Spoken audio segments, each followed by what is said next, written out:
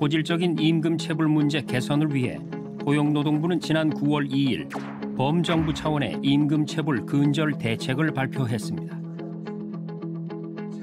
이번 대책의 핵심은 첫째, 다단계 하도급 등으로 발생하는 구조적 체불의 원인을 해결해 체불을 원천 차단하고, 둘째, 상습적으로 체불하는 사업주에 대한 강력한 제재와 경제적 불이익을 줌으로써 임금 체불로 이득을 보지 않도록 하고, 마지막으로 체불을 중대한 범죄이자 지속 가능한 사회 공동체 유지를 위해 용인해서는 안 되는, 결코 우리 사회가 용인해서는 안 되는 도덕적 지탄을 받을 행위로 인식하도록 만드는 것입니다. 이재명 정부는 임기 내 임금 체불액을 2조 원에서 1조 원으로, 즉 절반으로 줄이겠다고 밝혔습니다. 이어 두 번째 목표로 임금 체불 청산율 95% 달성을 약속했는데요. 이를 위한 대책으로 올해 단기 집중 핵심 과제를 발표했습니다. 우선 임금 체불 예방을 위해 감독을 강화하고 사업주 융자 제도 개편을 통해 선제적 지원에 나섭니다.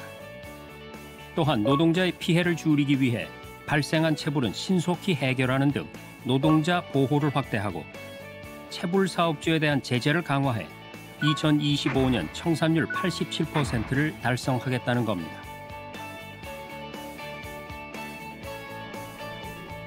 정부는 상습적으로 임금을 체불하는 사업주에 대한 강력한 처벌 의지도 밝혔습니다. 이게 그 상습적으로 그런 거는 그거 저도 월급 많이 떼어먹게 봤는데 네. 그러면 안 되죠. 그 노예도 아니고 일시키고 떼먹고. 너무 쉽게 생각하는 것 같습니다. 네. 임금 체불을. 그러니까 처벌이 약해서 그래요. 제재가 약해서. 범죄라고, 절도라고. 중대 범죄라고 생각해야지. 그것도 다중을 상대로. 인식 조사를 해보면 우리 국민들에게는 중대 범죄로 사기 다음으로 임금 체불이 중요하다고 생각하는 반면에 사업자들은 아주 임금 체불에 대해서 낮게 생각합니다. 이 인식부터 바꿔야 되고, 사람 목숨 귀중한 거 알아야 되고, 일 시켰으면 돈 줘야 합니다. 이게 기본이 되도록 하겠습니다. 그러니까 이게 처벌이 반의사 불벌죄니까 그냥 문제 삼는 사람만 주면, 문제 삼지 않고 끙끙 앓고 있는 사람은 안 줘도 그만이잖아요. 예, 지금 그래서, 처벌도 안 되고 그렇죠. 그래서 반의사 불벌죄 이제 장단점이 있는데요. 면밀히 지금 검토하고 있습니다. 재범을 한다든지 충분히 줄 수 있는데도 안 주고 버틴다든지 그러면 아주 엄벌을 해야 됩니다.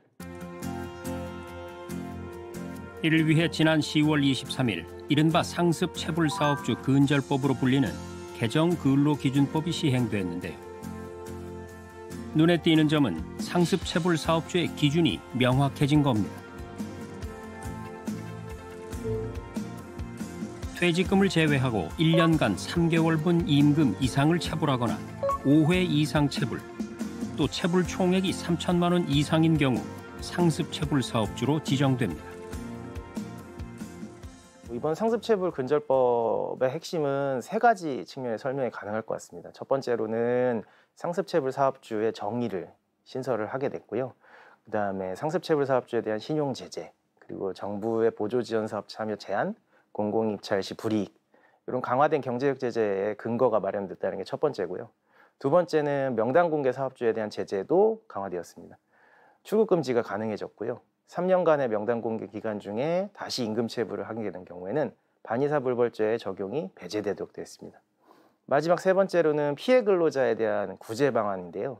명백한 고의 등의 체불이 발생한 경우에는 피해액의 3배 이내에서 징벌적 손해배상이 가능하도록, 이렇게 청구가 가능하도록 이렇게 개정안을 포함되게 되었습니다.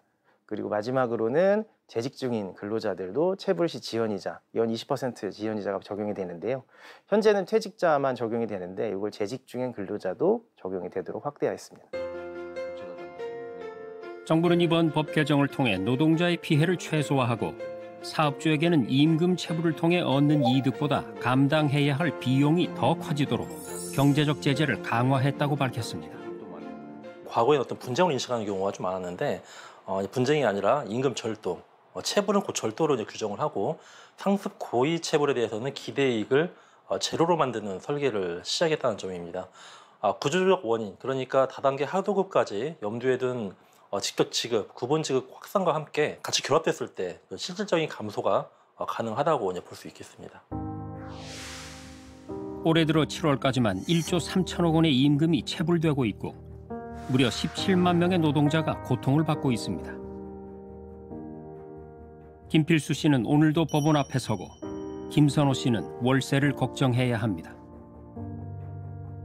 왜 우리가 쫓아다니면서 법에다 하소연을 해도 왜 잡아서 놓아주냐 이거예요. 사기가 분명한데도 우리가 그 소명 자료를 다 만들어야 하고 재준 것도 아닌데 너무 반대로 돼 있는 것 같아요. 내 젊음이 다 사라졌고 그러다가 직장도 그러다 보니까 없어졌고 근데 중요한 거는 노후까지 전부 다 잃은 상태거든요. 저한테는 굉장한 재난인 상황인 거죠. 임금 체불은 노동자들에게 끝날 줄 모르는 고통의 무게입니다. 일한 만큼 받는 세상. 우리 모두가 함께 만들어가야 할 공정과 기본의 세상입니다.